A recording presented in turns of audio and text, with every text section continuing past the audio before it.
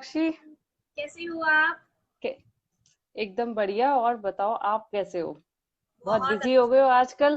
Time ही नहीं मिलता है। आप इतने सारे लाइव सेशंस कर रहे हो, बहुत सारा काम कर रहे हो आर्टिस्ट के लिए। थोड़ा सा टाइम दे दिया करो। थोड़ी देर हम लोग भी बात कर लिया करें। Sure sure, any time any time. तो चलो, अच्छा थैंक लगा इसी यू। बहाने से ही कम से कम आपसे बात तो हो जा रही है, वरना तो बहुत मुश्किल हो जाता है बात करना आपसे आजकल। नहीं, ऐसा नहीं है, आप जब मर्जी कॉल कीजिए, मैं हमेशा रेडी हूँ आप लोगों के लिए, always ready. Thank thank you Meenakshi. So Meenakshi, जैसे पिछली बार तो हम लोगों ने काफी कुछ डिस्कस किया था आर्ट्स के यू। बारे में। इस जी। बार मैं एक टॉपिक लेके आई हूँ, स्केचिंग। क्योंकि मुझे ऐसा फील हुआ स्केचिंग एक बहुत ही इम्पोर्टेंट पार्ट है आर्ट का। लेकिन जी। पहले मैं स्टार्ट करूँ उससे पहले कुछ लोग जो नए इस बार देख रहे होंगे या कुछ लोगों को नहीं पता है, मैं बताना चाहूंगी कि मेरा पूरा नाम तनुश्री श्रीवास्तव है। मैं 8 साल से आर्ट कर रही हूँ। मैंने एक सेल्फ टॉट आर्टिस्ट हूँ मैं। एंड मैं एक्रेलिक ऑयल्स और स्केचिंग में करती हूँ। वाटर कलर्स मैं नहीं करती हूँ क्योंकि बहुत ट्राई किया, नहीं हुआ मेरे से। सो ये छोटा सा ब्रीफ मैं आप सबको देना चाहूंगी। देन हम लोग अब स्टार्ट करते हैं स्केचिंग के लिए। देखिए, सब लोगों मैंने राइट फ्रॉम डे वन सुना है कि आर्ट, जब भी आप आर्ट करो स्केचिंग जरूर करो। Once in a day sketching is a must. कुछ भी हो जाए। यस। लेकिन कभी किसी ने ये क्वेश्चन रेज किया है, क्यों क्यों करना चाहिए? हम लोग सुन लेते हैं और हम लोग करना शुरू कर देते हैं, बट क्यों करना है ये तो किसी को पता ही नहीं है। तो इसका मैं आज आंसर करूंगी कि क्यों करना चाहिए। देखिए, स्केचिंग क्या होता है। अगर हम लोग एक एग्जाम्पल ले, छोटा बेबी होता है, जब वो स्कूल जाता है तो जी। टीचर डायरेक्टली उसे पेन नहीं देता है, पहले पेंसिल देते हैं बच्चों को। उसका रीजन यही होता है ताकि हम लोग जो वर्क कर रहे हैं, क्योंकि हम लोग सीख रहे हैं उस चीज को, अगर कहीं कुछ गलती हो जाए तो हम लोग उसको इरेज कर पाए। तो ये सबसे बड़ा फैक्ट है। दूसरा क्या होता है कि आप जो डायमेंशंस होते हैं, जो ऑब्जर्वेशन होता है किसी भी ऑब्जेक्ट को लेके, वो हम लोग एक पावर हम लोग की बढ़ती चली जाती है। आप डायरेक्टली कलर पे आ जाओगे ना, तो वो एक हैंड हैंड का एक स्किल होता है कि हैंड से कैसे होल्ड करना है चीजों को, ब्रश को या नाइफ को, जिससे भी आप पेंट कर रहे हो, तो वो जो होल्ड करने का जो स्किल होता है, वो पेंसिल से आप एक तरीके से सीखते हो। तब आप जी। ब्रश को उस तरीके से होल्ड कर पाते हो। एग्जाम्पल आप लो, जैसे मेरे पास एक पेंसिल है। अगर हम लोग इस पेंसिल को नॉर्मली हम लोग यहाँ से लिखते हैं, जनरली ज्यादातर यहीं से लिखते हैं। लेकिन अगर मैं बताऊं तो आर्ट में अगर हम लोग यहाँ से लिखेंगे, थोड़ा सा लिटिल आप बैक साइड जाएंगे, तो आप थोड़ा सा एक फ्री फ्लो में आप ज्यादा अच्छे से, आपकी कर्सिव राइटिंग आएगी। तो कर्सिव राइटिंग आपकी यहीं से आती है। तो एक डिजाइन और एक आर्ट, जितना आप बैक से आप पकड़ोगे, होल्ड करोगे पेंसिल को या ब्रश को, उतने अच्छे आपके एक आर्ट आपकी क्रिएट होती है उसका। ये सबसे बड़ा मैं रीजन बोलूंगी, क्योंकि मेरे हाथ में एक ग्रेफाइट पेंसिल है, तो मैं आराम से इसको कहीं भी किसी भी तरीके से यूज कर सकती हूँ। और आपके क्रिएटिव थॉट जो होता है ना, वो स्टिमुलेट होता है। हम लोग को पता नहीं चलता है कि इससे क्या होगा, लेकिन कहीं ना कहीं हम लोग किसी भी ऑब्जेक्ट को जब देखते हैं तो एक ऑब्जर्व करते हैं। एक ऑब्जर्व कहने का मतलब हो गया स्टडी करना, आप उसको स्टडी भी कह सकते हैं। तो स्टडी करना, ऑब्जर्व करना।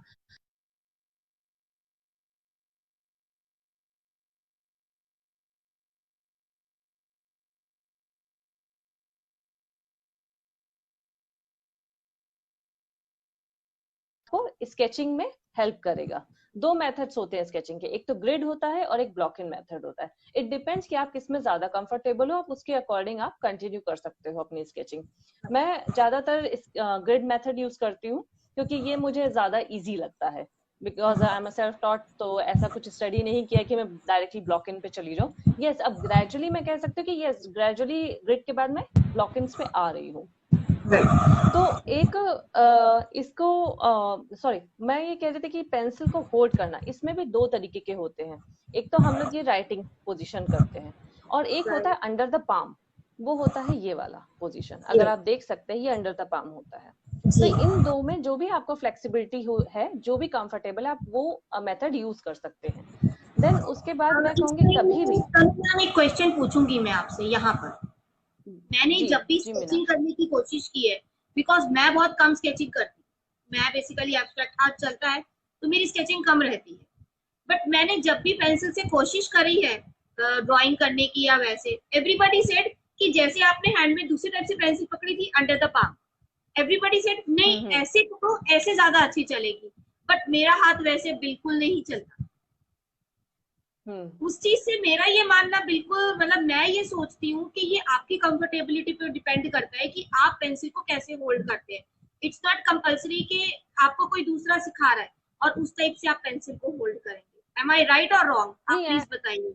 नहीं, you are absolutely right Meenakshi, क्योंकि इसके पेंसिल को होल्ड करने के स्केचिंग में 2 मेथड होते हैं, लाइक दिस, और वो भी यहाँ से, नॉट फ्रॉम हियर, क्योंकि यहाँ से जितना आप क्लोज लेके जाओगे उतनी डार्क लाइंस आपकी आएंगी। और डार्क लाइंस क्या होती है, जब भी आप डार्क लाइंस लेके आते हो ना, तो आपको उसको इरेज करना बहुत मुश्किल होता है। कभी गलत हो गया या वो सही नहीं हुआ तो बहुत डिफिकल्ट होगा। आप कितना भी वो कर लोगे, पेपर खराब हो जाएगा, लेकिन कैनवस खराब हो जाएगा, लेकिन वो चीज नहीं हटेगी। तो इसीलिए कहते हैं कि आप जितना दूर से आप होल्ड करोगे उतनी एक तो लाइट कलर की लाइंस बनेंगी और उतनी फाइन लाइंस बनेंगी। सेकेंड एक मेथड बहुत इंपॉर्टेंट है कि अगर हम लोग इसको यहाँ से पकड़े, कभी भी जो भी आप स्केचिंग करते हो या आर्ट भी करते हो, तो आप रिस्ट से नहीं करोगे आर्ट, आपको एल्बो से करना है, आर्म से करना है। आपको मैं एग्जाम्पल बताती हूँ कैसे, लेट मी एक्सप्लेन यू। देखो, आप जैसे एग्जाम्पल लो, अब मैं अगर इसको रिस्ट से कर रही हूँ, ठीक है, ये मैंने रिस्ट से किया है यहाँ से, अब मैंने यहाँ अपना आर्म सॉरी रिस्ट रखी और रिस्ट से मैंने इतनी सी लाइन मतलब कर पाई, मैं इतनी इतनी इतनी, ठीक है। अब वही चीज मैं यहाँ से होल्ड कर रही हूँ, small, it's a small part, right, तो आप एक लिमिटेशन में कर पाएंगे, राइट राइट। और वही चीज मैं यहाँ से अगर होल्ड करूंगी तो I can draw like this, exactly right. तो ये फर्क पड़ता है। कभी भी जब आप फ्री फ्लो में जब आप काम कर रहे होते हो तो कभी भी यहाँ से रिस्ट से नहीं करना है, हमेशा हैंड से करना चाहिए। शोल्डर का भी कई बार यूज होता है, पूरा हाथ भी आपका यूज होता है स्पेशली कई बार तो, लेकिन उससे क्या होता है, फ्री फ्लो आती है और आपकी जो लाइंस होती है वो एकदम स्ट्रेट होती है। तो इसमें ऐसा नहीं होता, ये प्रैक्टिस के साथ ऑफकोर्स आएगा। एकदम से फर्स्ट डे आप ऐसे करोगे और स्ट्रेट लाइन बन जाए, वो पॉसिबल नहीं है। वो धीरे धीरे प्रैक्टिस के साथ आपकी स्ट्रेट लाइन, लेकिन यहाँ से अगर हमेशा करोगे तो वो शॉर्ट लाइन ही रहेगी और कहीं ना कहीं स्मज भी होगी, ऊपर नीचे भी जाएगी, वो आपकी आएगी ही नहीं। क्योंकि आप क्या है, आपको लंबी लाइन ड्रॉ करनी है, आपने छोटा सा यहाँ से किया, फिर एक डॉट बना, फिर एक छोटा सा किया, तो वो एक स्ट्रेट लाइन नहीं दिखेगी। तो कुल मिला के बात ये है कि आपको प्रैक्टिस करनी है। आप कैसे प्रैक्टिस कर सकते हो, मैं कहूंगी फर्स्ट 3 डेज, जैसे आप यहाँ से अगर आप पकड़ रहे हो, होल्ड कर रहे हो, तो फर्स्ट 3 डेज आप यहाँ से होल्ड कर लो, ठीक है। फिर नेक्स्ट 3 डेज आप यहाँ से कर लो, उसके नेक्स्ट 3 डेज यहाँ से कर लो। आप give some time to yourself. ऐसा नहीं कि आपको बस कल ही कल में सब कर जाना है, थोड़ा सा टाइम अपने आप को दो, डेफिनेटली वो चीज आएगी आएगी। देन ये मैंने जैसे 2 पोस्चर्स आपको बताए, साथ ही में मैं कहूंगी कि कभी भी ये जो प्रैक्टिस होती है ना, जितनी आप प्रैक्टिस करते जाओगे उतना आपको एंगल्स का आइडिया रहेगा कि कौन से एंगल में किस तरीके से विजुअलाइजेशन और कैसे कोई चीज रखी गई है, कहाँ पे रखी गई है, उसके रिफ्लेक्शन, शेड्स, और कह सकते हैं उसका जो टेक्सचर जो होता है, जो कहाँ पे ज्यादा डार्क हो रहा है, कहाँ पे ज्यादा लाइट हो रहा है, वो चीज ना आपको धीरे धीरे ऑब्जर्व करते हुए, स्टडी करते हुए समझ में आएगी। आप ये मत करो कि sketching is like drawing. Sketching और ड्राइंग में बहुत ज्यादा फर्क है। ड्राइंग में हम लोग घर बनाते थे ऐसे वाला, ये 2 बहुत बड़े डिफरेंस है। ड्राइंग में हम लोग ये वाला हम लोग का घर होता था, ऐसा हम लोग स्कूल में बनाते थे, ये हम लोग की ड्राइंग होती है। हर टाइप जो बनाते थे, हर टाइप का जो एक हम लोग को सिखा देते थे। और जो स्केचिंग होती है वो शेड्स के ऊपर होती है। तो कहीं ना कहीं ये जो शेड्स है ना, ये बहुत मायने रखते हैं अपनी लाइफ में। तो ये जो शेड्स और ड्राइंग दोनों में बहुत ज्यादा डिफरेंस है। तो इसको कभी, इसीलिए लोग ज्यादातर लोग स्केचिंग को इम्पोर्टेंस नहीं देते हैं, क्योंकि उन्हें लगता है ये तो ड्राइंग है यार, इसमें क्या करना है हमें। जबकि ऐसा नहीं है, ये मैटर बहुत करता है, हम लोग को पता नहीं चलता शायद। इसीलिए मैंने काफी टाइम तक स्केचिंग नहीं इम्पोर्टेंस दी स्केचिंग को। मुझे कहा नहीं, मैं कलर से ही करूंगी। लेकिन जब जब मैंने स्केचिंग जैसे ही मैंने स्टार्ट करी है, उसके बाद से जो मेरी आर्ट हुई है, जिस तरीके से मैंने आर्ट करना शुरू किया है, जिस तरीके से देखना शुरू किया है, मैं एकदम अब कह सकती हूँ कि मैं लाइव अब बनाना मैंने शुरू कर दिया है। अब मुझे जरूरत नहीं पड़ती है रूलर की या इरेजर की, कम से कम यूज होता है। ऐसा नहीं कि यूज नहीं होता, पर कम से कम यूज होता है। तो ये डिफरेंस आता है। साथ ही में अगर मैं देखूं, जब भी आप मान लो पेपर पे कोई लाइन आप बना रहे हो, किसी भी तरीके से आप इसको ड्रॉ कर रहे हो, मान लो ये पेपर है, मैंने इस तरह ड्रॉ किया, अब आप क्या करोगे, यहाँ पे करने के लिए अगर ऐसे करना है तो हम लोग ऐसे करके ऐसे करें, ये गलत है मेथड। आप पेपर को टर्न कर लो, हाँ एंगल वही रखो, पर आपको पेपर को टर्न करना है, जिस भी शेड में करना है आप पेपर को करो, आप जो भी जिस भी एंगल में आप करना है, हॉरिजेंटल, वर्टिकली, जैसे भी आपको करना है, that is up to you. उसको हम लोग ऑब्जर्व कर सकते हैं, लेकिन कभी भी हाथ को लेके फिर ऐसे हम लोग करेंगे, ऐसे करेंगे, तो ऑफ कोर्स आपका वो स्केच जो है वो परफेक्ट नहीं आएगा किसी भी एंगल से। देन मैं आपको एक चीज ये बताऊंगी कि जब भी आप स्केचिंग स्टार्ट करो तो पहला ऑब्जेक्ट जो आप लो वो लो क्यूबिक का। क्यूबिक में क्या होता है, तीनों डायमेंशंस होती हैं, आपकी हाइट, विड्थ और आपकी लेंथ। तो ये तीनों डायमेंशन से ही स्केचिंग का कोई भी ऑब्जेक्ट रेडी होता है।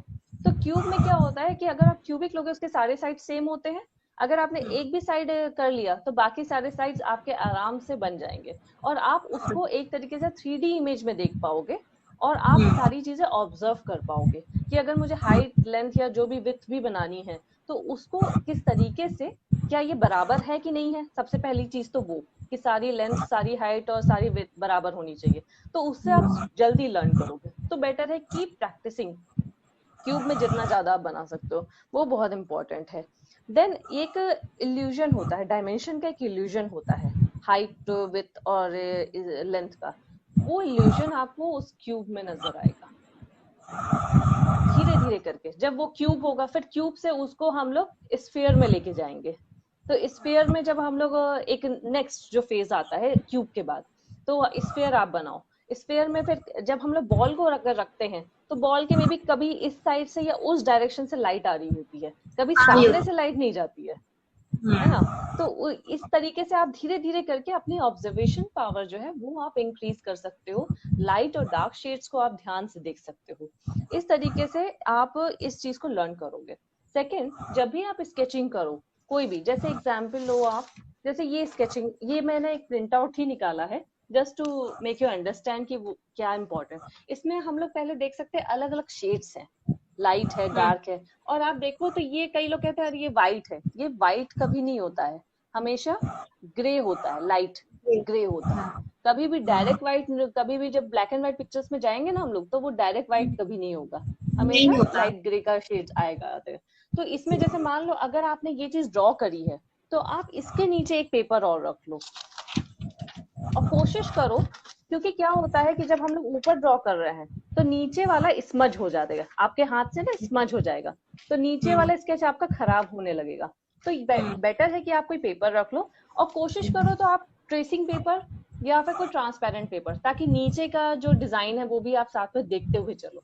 यहाँ पे एक चीज मैं भी बोलना चाहूंगी, यहाँ पे एक आइडिया मैं भी देना चाहूंगी कि आपके पास पुराने कैलेंडर्स होते हैं, सबके पास पुराने कैलेंडर्स होते हैं, if you use that paper तो आपकी कभी भी स्मजिंग नहीं होगी, क्योंकि वो क्या होता है, एक तो थिक होता है, वो स्लिप नहीं होता। अगर आपको कैलेंडर, क्योंकि वो best out of the waste हो गया हमारा, वो कैलेंडर वेस्ट है, नेक्स्ट ईयर वेस्ट है कैलेंडर शूट, तो वो कैलेंडर आप ऐसे यूज कर सकते हैं। क्योंकि मैं जब स्केचिंग सीख रही थी तो I have done this method कि मेरे सर ने हमेशा वो जो हमारे टेबल वाले कैलेंडर, टेबल कैलेंडर्स होते हैं, या जो हमारे हैंगिंग, तो उनका हमने यूसेज इसी टाइप से। ओके ओके, सो ये भी एक अच्छी चीज है कि हाँ अब मैं कैलेंडर जरा संभाल के रखूंगी, अभी तक तो नहीं रखती थी, अब जरूर रखना शुरू करूंगी। Thanks Meenakshi, thanks for this tip. So और इसके अलावा मैं बताऊंगी कि हाँ हम लोग के जो पेंसिल्स होती हैं इसमें भी अलग अलग हार्ड और सॉफ्ट होती हैं। जैसे हम लोग कहते हैं HB पेंसिल्स, तो कभी हम लोग ये नहीं सोचते कि HB है क्या चीज। H stands for hard and B stands for soft pencils, और H में जो रेंज आती है वो 9H तक आती है, और जो B में आती है वो 8B तक आती है। तो कहीं ना कहीं ये जो दोनों है, और बेसिक एक और पेंसिल आती है जिसको हम लोग कहते हैं F फिगर में आती है। F पेंसिल जो होती है वो सॉफ्टर होती है HB से, और हार्डर होती है B से। तो ये फर्क होता है इन सब पेंसिल्स में। लेकिन as a beginner I would suggest कि आप जब भी ब्लॉकिंग्स करो तो आप हमेशा 2B से करो। 2B से लेके 6B तक की जो पेंसिल्स होती है वो इजी टू हैंडल, आप कह सकते हो कि बहुत ही आराम से आप उसको हैंडल कर सकते हो, कुछ भी ड्रॉ कर सकते हो। तो ऐसा कुछ नहीं है कि बहुत ज्यादा, क्योंकि जितनी सॉफ्ट पेंसिल होगी उतनी जल्दी वो टूटेगी, और आपके पेपर पे कहीं ना कहीं वो एक हल्का सा स्मजिंग वाला या हल्का सा कुछ छोड़ देगा, थोड़ा सा मडी सा हो जाएगा वो प्लीज। तो इस वजह से ये बहुत इंपॉर्टेंट है। दूसरा आपको एक अभी क्वेश्चन मैं आया आपको है तनु मैम, एक क्वेश्चन आया है, सरोज कुमार जी पूछते हैं कि आपने जो जी। कहा है लाइन ड्राइंग और स्केच में डिफरेंस है, हम्म। तो हम्म। एक सेकंड मेरे को ना, हाँ, जो कहा है कि लाइन ड्राइंग स्केच में अंतर है, स्टडिंग किसको बोलते हैं? तो जो स्केचिंग, बेसिकली हमारी ड्राइंग एंड स्केचिंग की जो स्टडीज है, हम लोग तो फाइन आर्ट्स में ही करते हैं इस चीज को, और कौन सी स्टडीज बोली जाएंगी इसको, ये नहीं, पूछ रहे क्वेश्चन हैं। क्या है, मैं समझ नहीं पा रही हूँ क्वेश्चन, वो पूछना क्या चाह रहे हैं एग्जैक्टली exactly? और लाइन ये ड्राइंग्स नहीं है, मैंने लाइन ड्राइंग्स नहीं, मैंने कहा केवल ड्राइंग्स और स्केचिंग। हाँ, जो कहा कि लाइन ड्राइंग्स और स्केच में अंतर है, स्टडिंग को क्या हम्म। कहते हैं, क्या बोलते हैं, ही इज आस्किंग। तो एक्चुअली तो स्टडिंग क्वेश्चन को मुझे क्या भी बोलते हैं? समझ नहीं आ रहा है। नहीं, स्टडी आप किस, जिन्होंने भी पूछा है प्लीज आप थोड़ा सा क्लैरिटी दें कि आप क्या पूछना चाह रहे हैं कि स्टडिंग को। जी, मैं एक्चुअली फ्रैंकली स्पीकिंग मैं नहीं समझ पा रही हूँ आपका क्वेश्चन। हाँ सरोज जी, आपका क्वेश्चन क्लियर नहीं हो पा रहा है, आप प्लीज दोबारा अपना क्वेश्चन लिखकर भेजिए कि आप एग्जैक्टली पूछना क्या चाहते हैं, क्योंकि वो चीज क्लियर नहीं हो रही है क्वेश्चन की। क्योंकि अगर जो स्टडीज पे जाते हैं, स्टडीज तो फाइन आर्ट्स के अंडर ही आती है। एंड एक्चुअली क्या, Saroj ji he is international artist, बहुत अच्छे ओ आर्टिस्ट ओके। हैं सरोज जी। तो जी। सरोज जी, आप प्लीज मुझे बताइएगा कि आप कैसे, क्या पूछना चाहते हैं। प्लीज मैम, आप हाँ, रेगुलर थोड़ा सा कीजिए सरोज क्लैरिटी जी। दीजिएगा सरोज जी, क्योंकि मुझे मैं शायद समझ नहीं पा रही हूँ आप जो पूछना चाह रहे होंगे, आप किस उसमें किस कॉन्टेक्स्ट में पूछना चाह रहे हैं, थोड़े से आप क्लैरिटी के साथ पूछिए तो मैं भी शायद मैं ज्यादा अच्छे से आंसर कर पाऊंगी उस चीज को। सो जी, या कमिंग बैक टू,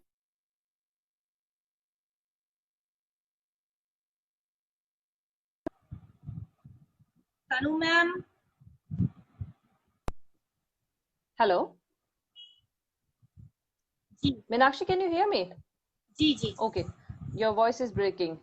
सो ये मैंने वाइन ग्लास का एक ऑब्जेक्ट लिया है, ये मैंने इसलिए लिया है ऑब्जेक्ट, अगर हम लोग कभी भी जब कोई भी ऑब्जेक्ट हम लोग बनाते हैं तो मैं जैसे बता रही थी ब्लॉक इन मेथड, तो इसका ब्लॉक इन मेथड हम लोग क्या है, डिजाइन क्या देख रहे हैं, ये राउंड गया, देन ये लंबा गया, देन ये राउंड आया, राइट। लेकिन ब्लॉक इन मेथड में क्या होगा, आप स्ट्रेट देखो इसको अगर, तो ये एक सिलेंड्रिकल शेप है बेसिकली। अगर हम लोग इसको ध्यान से देखें तो ये एक सिलेंड्रिकल शेप आता है, और फिर उसके बाद उसके अंदर वाइन ग्लास बनता है। जैसे मैं जी, आपको बना के बताती हूँ, आई थिंक वो ज्यादा क्लैरिटी आएगी आप लोगों को। उनका सरोज जी का क्वेश्चन आ गया है, स्केच और जी। स्केच और सेटिंग में क्या डिफरेंस है? स्केच और सेटिंग में, सेटिंग सेटिंग में। एक्चुअली क्या है ना, व्हाट आई एम थिंकिंग के, hmm. What he wants to ask के, जो हमारी स्केचिंग हो गई, स्केचिंग में और जो हम पेंटिंग करते हैं जी। उसमें, जैसे अब आपने बोला कि इट्स इम्पोर्टेंट, राइट, कि हम्म। आपको हम बोलते हैं कि स्केचिंग जरूरी है, आपने बताया कि हम्म। स्केचिंग इस टाइप से कीजिए, राइट, जी। पर वो जरूरी क्यों है? नहीं, तो उसके लिए वही मैंने चीज बताई कि स्केचिंग इसलिए इम्पोर्टेंट है कि आप जब पेंसिल और ब्रश में, जो मेरे ख्याल से वो ये पूछना चाह रहे हैं कि कलरिंग और स्केचिंग स्केचिंग सेटिंग, यस, ज्यादा। Now I understood, now yes I understood now. हाँ। सेटिंग, आई थिंक सो, कि जो हम पेंसिल्स की सेटिंग कर रहे हैं सर, वो चीज पूछ रहे हैं, क्योंकि वो चीज भी हम्म। हमने क्लियर कर दिया है, वी कांट अंडरस्टैंड कि एग्जैक्टली। नहीं नहीं नहीं, मैं समझ रही हूँ, वो ये कह रहे होंगे मे बी कि जो कलर्स होते हैं कि हम लोग डायरेक्टली कलर्स क्यों नहीं कर सकते, स्केचिंग में पेंसिल्स क्यों इंपॉर्टेंट है, मे बी शायद थोड़ा सा और, मे बी उन्होंने शायद थोड़ा लेट ज्वाइन किया तो वो मिस कर गए होंगे शुरू का पार्ट। तो मैं सरोजी आपको भी बताना चाहूंगी कि मेरे हिसाब से, ये मेरा अपना पॉइंट ऑफ व्यू है, मेरे हिसाब से पेंसिल इसलिए इम्पोर्टेंट है, मैंने शुरू में बोला था जैसे बच्चे जब स्कूल जाते हैं इनिशियली तो उनको पेन के बजाय लोग पेंसिल देते हैं। क्या होता है कि आप जब पेंसिल वर्क करते हो तो आप उस चीजों को, क्योंकि आप सीख रहे हो, यू आर लर्निंग, तो आप उस अपनी मिस्टेक्स को इरेज कर सकते हो। आप पेंसिल से चीजें चेंज कर सकते हो, कलर्स में भी आप कर सकते हैं, बट वो एक ऐसी स्टेज है, जो ब्रशेस होते हैं ना, उसके जो ब्रिसल्स होते हैं वो थोड़े स्प्रेड ज्यादा हो जाते हैं। चाहे कितना भी आप 0 नंबर का भी ब्रश लेंगे ना, तो उसमें कहीं ना कहीं लेयर्स आपकी डबल ट्रिपल बन जाएगी। लेकिन पेंसिल अगर शार्प है तो आपकी प्रॉपर एक one line thick fine line बन के आती है। तो इसलिए आपको एक, आपकी जो क्रिएटिविटी है, जो आपके एक ऑब्जर्वेशन स्किल्स है, वो पेंसिल से ज्यादा बेटर होती है। मतलब आप बेसिकली सीखते हो पेंसिल से कि हम लोग इस स्किल्स को कैसे इम्प्रूव करें। और देन ऑफ कोर्स जब आपका एक हाथ सेट हो जाता है पेंसिल से, then brush is equally same, not equally but yes it's more over same. So आप ब्रश को भी उसी एंगल से, उसी लर्निंग के साथ आप आराम से यूज कर सकते हैं। आई थिंक मैंने शायद अब सही उनको मे बी क्लियर हुआ होगा। और अभी भी अगर सरोजी आपको नहीं हुआ है क्लियर, तो आप प्लीज मुझे अलग से पिंग कर लीजिएगा या मीनाक्षी जी को बता दीजिएगा। मैं कोशिश करूंगी कि आपके क्वेश्चन का मैं पूरी तरह आंसर कर पाऊँ अच्छे से। बिल्कुल बिल्कुल बिल्कुल, वी विल। जी, आप वो स्केचिंग करके दिखा रही थी मैम, उसका ग्लास। हाँ, तो मैं आई होप ये विजिबल हो रहा होगा, राइट? जी ठीक है, ओके। सो मैं वो जो वाइन ग्लास का है उसका एक सैंपल सा दिखा रही हूँ। सो इसमें हम लोग एक सिलेंड्रिकल शेप लेते हैं इस तरीके से। हम लोगों ने एक सिलेंड्रिकल शेप लिया इस चीज को, एंड देन यहाँ से हम लोग धीरे धीरे इसको शेप देना शुरू करेंगे। अब लाइक मेरा ग्लास ऐसा है,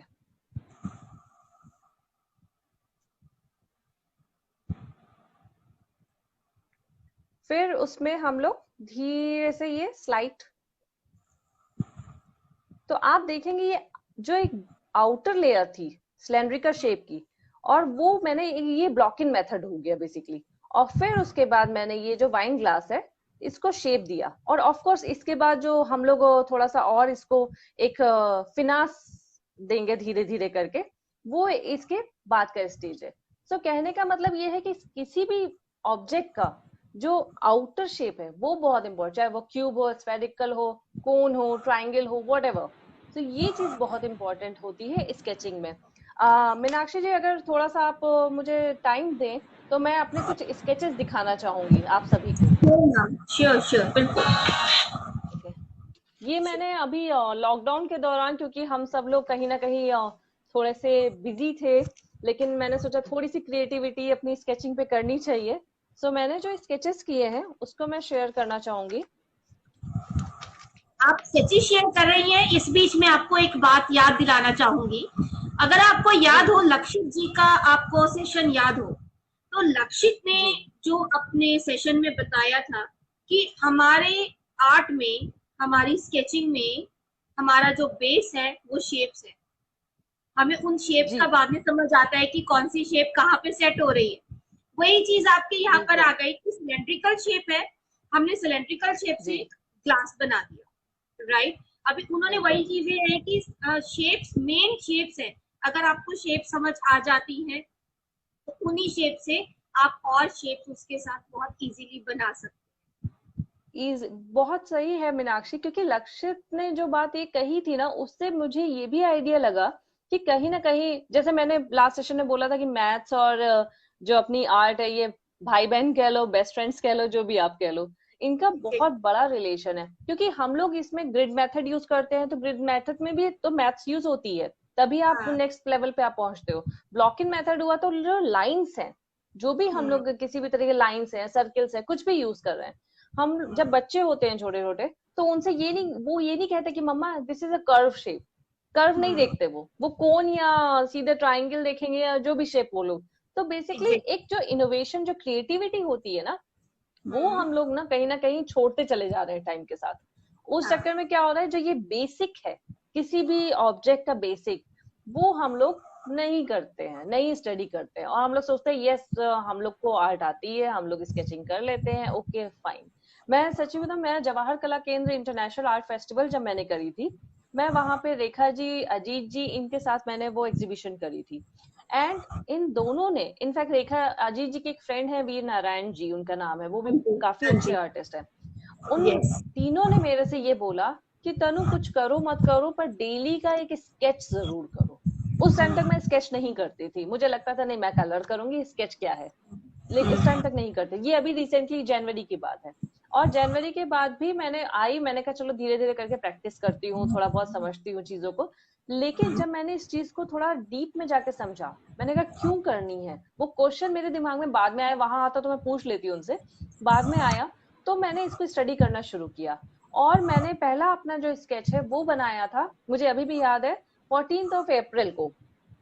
और वो स्केच मेरा हस्बैंड का है मेरा, तो उन्हीं पे मैंने सारा ट्रायल किया था। मैंने कहा चलो जो भी ट्रायल है उन्हीं पे किया जाए, किसी और का क्यों बिगाड़ा जाए। तो ये यस, मैंने उनकी फर्स्ट पोर्ट्रेट बनाई थी। वाओ, ये ग्रेट, मेरी फर्स्ट स्केच है, फॉर ये वाली। फिर इसके बाद जो है मैंने एक्चुअली सारी स्केचेस अपने फैमिली पे ही ट्राई किया। तो मैंने कहा चलो अब यही लोग हैं, और तो किसी का बनाऊंगी नहीं, अच्छा बना तो फिर प्रॉब्लम हो जाएगी। ये मेरे छोटे बेटे का है। इसमें आप देख सकते हो जो शेड्स और कलर्स, अगर हम लोग ध्यान से देखें, जो स्कार्फ है, ठीक है, इसमें हम लोग ध्यान से देखें, जिप है, जैकेट का लुक आ रहा है। तो धीरे धीरे कहीं ना कहीं टुवर्ड्स एक होता है ना रियलिज्म, कि कितना हम लोग हाइपर रियलिज्म, एक लेवल होता है, मैं रियलिज्म तक अभी पहुंच रही हूँ। और ऑब्वियसली बात है, इसके साथ साथ, इन स्केचेस के साथ साथ मैंने जो सबसे इम्पोर्टेंट करे था वो करी, मैंने स्टडीज करना शुरू किया स्केचिंग पे। ये एक और मैं दिखाना चाहूंगी। Great, beautiful. He is also your तो सन ना? ये सब, सॉरी, हाँ, माय ये एल्डर सन। वन। तो सारा एक्सपेरिमेंट मैंने घर वालों पे ही किया है, बाहर वालों पे भी नहीं किया है। हाँ, स्टार्टिंग में ना, जब हम पेंटिंग्स भी बनाते हैं, हम अपनी पेंटिंग्स किसको गिफ्ट करते हैं? हमारे जो नोन होते हैं उन्हीं को। जो हमारी मेन राइट, गिफ्ट चाहते हैं उन्हीं को जाता है। अभी हर एक कोई क्या बोलता है कि हमने पेंटिंग्स कर ली है, अब वो सेल आउट हो जाए, नहीं। आपको अगर अपने आप को भी फील्ड में भी उतारना है या चाहे जो मर्जी करना है, मैं इस सेशन के जरिए ये चीज भी बोलना चाहूंगी कि अगर आप पेंटिंग कर भी रहे हैं, तो अगर आपके अपने रिलेटिव्स हैं, प्लीज उनको गिफ्ट करिए, अपने फ्रेंड्स को गिफ्ट करिए। उसी से आपको अपनी प्लेस वैल्यू पता लगती है कि आप कहाँ स्टैंड करते हैं। बिकॉज उनके घर में अगर आपकी पेंटिंग हैंग हुई हुई है किसी और पेंटिंग के साथ, तब आपको पता लगेगा क्या डिफरेंस है, राइट? आपको वो वॉल पे जी, हैंग हुई हुई किसी और के घर में, उसको ये पता लगेगा कि मेरी पेंटिंग कैसी लग रही है और इसमें क्या कमी है। जी, एम आई राइट? बहुत जरूरी है। और बहुत सही बोला मीनाक्षी आपके, मैं इसी बात पे कहूंगी, मैंने अपनी 2 पेंटिंग्स अपने 2 फ्रेंड्स को दी हुई है एज ए गिफ्ट। दो, मतलब बहुत ही मेरी क्लोज फ्रेंड्स थी, क्योंकि क्या होता है, पेंटिंग बहुत क्लोज होती है आपके, आप हर किसी को, पर वो मेरी काफी क्लोज है, तो उन दोनों को मैंने दिया। और बोला कि यार मुझे फोटोग्राफ भेजो प्लीज, अगर, और उन्होंने अपने लिविंग रूम में लगाई है। तो मैं, मतलब मैं इसी से बहुत खुश हूँ कि अगर मेरी पेंटिंग इतनी अच्छी है कि उन्होंने लिविंग रूम में लगाई है, तो दैट मीन्स कुछ तो वैल्यू है ही है, नो डाउट। तो ये आप एकदम सही कह रहे हो कि हाँ, इस चीज को हम लोग ये ना सोचा करें। दूसरी चीज, सेलिंग, एक, देखिए आर्ट, जब आप, एक आर्टिस्ट होता है ना, वो दिल से होता है, दिमाग से होता है, होना भी चाहिए, मैं डिनाई नहीं कर रही हूँ, लेकिन दिल से सबसे बड़ी चीज जो आपकी। सो इसमें बहुत सारे टॉपिक्स और होते हैं, लाइक होराइजन प्लेन हो, ठीक है, कॉन्टोर्स होते हैं, ऑब्जेक्ट्स होते हैं, देन कॉम्पोजिशन होता है, व्यू पॉइंट होता है, लाइट शेड्स होते हैं। There are various topic in each subject. Subject mean है स्केचिंग। सो ये है कि जब भी हम लोग नेक्स्ट टाइम, जब आपके साइड से अगर काफी आर्टिस्ट ने कुछ ने स्पेस दे दिया मेरे को, तो मैं दोबारा आके ये चीज और क्लैरिटी के साथ देना चाहूंगी, क्योंकि मुझे पता है आपका पूरा स्लॉट फुल है, यहाँ तो जगह नहीं मिल रही आर्टिस्ट को आने के लिए। तो थोड़ा बहुत स्पेस देखते हैं हम लोग को कब चांस मिलता है दोबारा। पर जब भी चांस मिलेगा, I would love to enlighten more about sketching and more about other art whatever, क्योंकि मैं एक्रेलिक और ऑयल्स भी करती हूँ। तो मे बी नेक्स्ट सेशन जो भी आप लोग चाहते हैं उसके according I can do, I can just show you some art, some whatever you like, so we can go ahead accordingly. So Meenakshi, I think for today's session, I think हम लोग को wind up करना चाहिए, it's already 5 o'clock, and please आप time जितने का लोग भी पता नहीं देख रहे हैं लगता, टाइम का पता नहीं जब लगता तुम, एक्चुअली। जब मीनाक्षी जी और तनु जी साथ में होते हैं ना, तब में टाइम का पता नहीं चलता है। नहीं नहीं, सीरियसली मतलब एक आर्ट वो चीज है कि जब हम लोग आर्ट की बात कर रहे होते हैं तो हमें खुद नहीं पता लगता कि कितना टाइम हो गया है, क्या टाइम हो गया है। उस दिन गोल्डी मैम के साथ 1 घंटा सेशन चला है और पता ही नहीं लगा कि हाँ वो मैंने, 5:30 हो गए। तो राइट, मैम के वो साथ क्या बातें होता है ना कि लोगों को इंटरेस्ट इतना ज्यादा रहता है, इतनी सारी चीजें रहती है बताने के लिए ना, कि आपकी, वही कह रहे, आर्ट इज नेवर एंडिंग। 1 घंटा, 2 घंटा, आप पूरे दिन बाद आप देखो, आप इतने सारे सेशंस कर रहे हो, इतने सारे सेशंस में हम लोग ने कितनी नई नई चीजें जानी है, कितनी नई नई चीजें लर्न करी है। किसी ने भी रिपीट नहीं किया। रीजन यही है क्योंकि बहुत, इट्स अ वास्ट, इनफाइनाइट है ये। तो आप जितनी भी चीजें करोगे, आप अगले 1 साल करते रहोगे तो भी कुछ नया सीखने को आपको मिलेगा। तो बिल्कुल बिल्कुल। बात वही आ जाती है घूम फिर के कि हाँ, बहुत सारे हम लोग कर सकते हैं, करना चाहते हैं। तो और आप प्लीज, आप सभी लोग जो भी आपके क्वेश्चन है, स्पेशली सरोज सर ने कुछ पूछा था जो कि मैं आंसर शायद कर पाई हूँ नहीं हूँ, आप मुझे प्लीज रिप्लाई कर दीजिएगा कि अगर मैंने आंसर किया है, और नहीं किया है तो प्लीज आप उसी पे दोबारा पोस्ट कर दीजिएगा, या आप जी मीनाक्षी जी को बोलेगा, नहीं तो आप पर्सनली मुझसे भी पूछ सकते हैं, तो शायद मैं आंसर कर पाऊँ आपके उस क्वेश्चन का। जी, बिल्कुल। बाकी मैं किसी ये और का कुछ सबको भी हो तो मैं ये पूछ सबको लीजिएगा। यही बोलना चाहूंगी कि जैसे ही हमारे सेशंस होते हैं तो आप क्वेश्चनरी अपनी कर सकते हैं, चाहे तो उसी सेशन के उसमें आप टेस्ट कर दीजिए, मैसेज कर दीजिए, सो दैट कि वो क्वेश्चन जो सेशन ले रहे हैं आर्टिस्ट वो भी डायरेक्टली पढ़ पाएंगे और आपको डायरेक्टली आंसर कर पाएंगे। Otherwise if you want the contact numbers, आपको कॉन्टेक्ट नंबर भी मिल जाएंगे। Otherwise you can contact them in the messenger also, क्योंकि मैं ऑलरेडी टैग कर देती हूँ अपने ग्रुप पेज पे।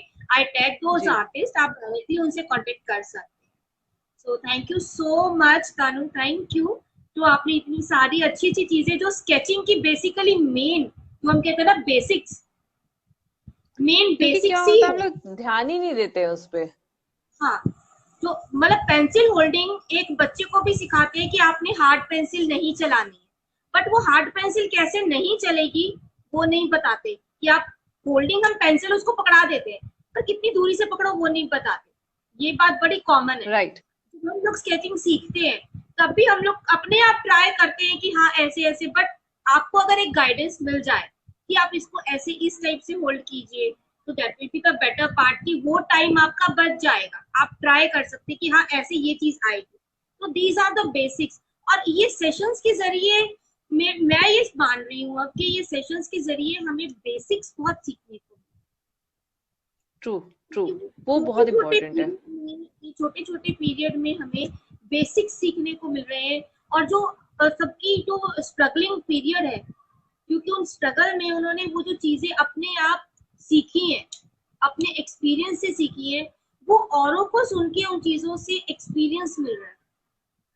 राइट। जो कि हम लोग, कई लोग होते हैं बुकिश नॉलेज, कई लोग होते हैं, मैं ये कहूंगी कि हाँ बुक्स पढ़िए, बहुत जरूरी है, पर कहीं ना कहीं मीनाक्षी आप जो है ये बुक्स को लाइव लेके आई है, इन सभी बुक्स को। क्योंकि जो भी लोग बता रहे हैं अपने एक्सपीरियंस से या कहीं से पढ़ के, जो भी चीज वो शेयर कर रहे हैं, वो एक कहीं ना कहीं बुक्स में लिखी हुई है, और उस चीज को हम लोग वो एक लाइव चीजें देखने को, समझने को मिल रहा है। तो ऑफ कोर्स आई थिंक ये अगर मैं तो कहती हूँ, अगर किसी एक को भी हेल्प मिल रही है इससे, तो ये बहुत बड़ी चीज है हम आर्टिस्ट के लिए, अगर कोई एक भी सीख पा रहा है तो। बिल्कुल। तो इस चीज में मैं भी यही सोचूंगी कि नहीं, कुछ तो मेहनत सफल हुई है कि इसके जरिए सब कुछ ना कुछ सीख रहे हैं और मेन सबका कांटेक्ट बन रहा है आपस में। अदरवाइज मेरे को तो यही जी होता था कि वर्कशॉप्स लगती है, एग्जीबिशंस लगती है, तो हम उसी में मिल पाते हैं। बट एज सच इस टाइप राइट, से भी हम सबसे एक दूसरे से मिल पा रहे हैं। मिल पा रहे हैं। True true so true. Much Tanu आज के सेशन के लिए, for giving your precious time. आपके दोनों छोटे छोटे बच्चे हैं। उस दिन नव्या मैम भी बहुत तारीफ कर रहे थे आपकी, कि आपने जैसे लास्ट टाइम बताया था मॉर्निंग में 4 o'clock you are waking up, और सारा घर का काम, बच्चे भी, सारा कुछ आपने हैंडल करना है। So hats off to you यार, कि आप इतना सारा कुछ थैंक यू। मैनेज करके and you are doing all these things. Great, God bless you, take care. Okay, thank you Meenakshi, thank you all. Okay, bye thank bye. Thank you all for joining us. Bye bye. Take care. Stay home. Stay safe. Bye.